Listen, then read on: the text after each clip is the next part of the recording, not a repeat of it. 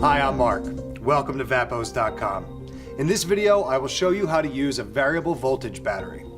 Most people like the variable voltage batteries because it gives you better control of the vapor output for your electronic cigarette.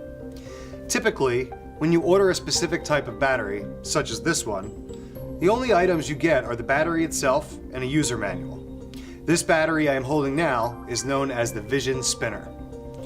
As with every battery, we suggest that you charge it for at least 8 hours when you first get it.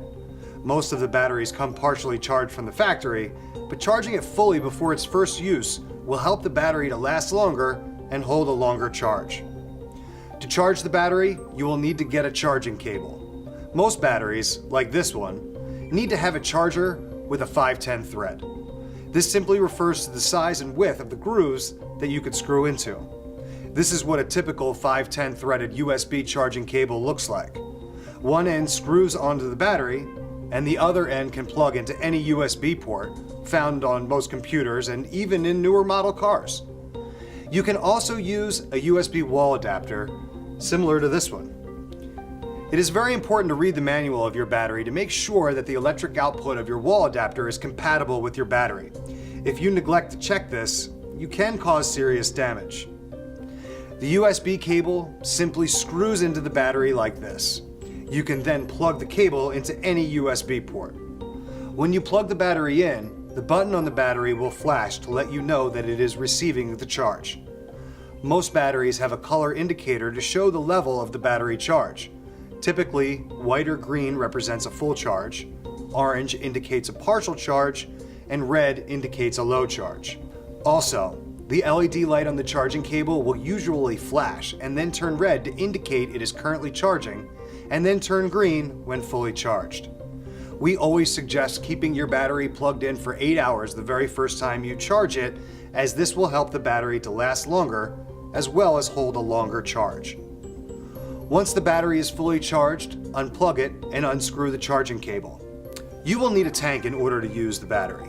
In this case, we are using the Kanger Mini Pro Tank 2. Simply screw this on so that it is nice and snug on the battery. Be careful not to over-tighten it.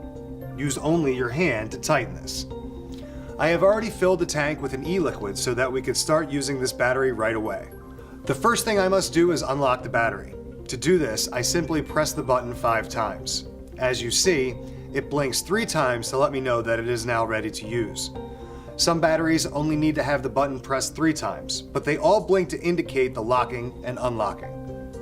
I can then adjust my power level simply by turning the dial on the bottom of the battery. There are many different settings on the dial which represent the voltage for each setting. The higher the number, the more vapor your electronic cigarette will produce. You will have to experiment with each setting to see which one feels right for you. Once you have the dial set correctly, simply press and hold the button while you vape. The button will light up with a color that represents the power left in the battery. As we mentioned before, white is fully charged, orange is partially charged, and red is a low charge. So let's try it out.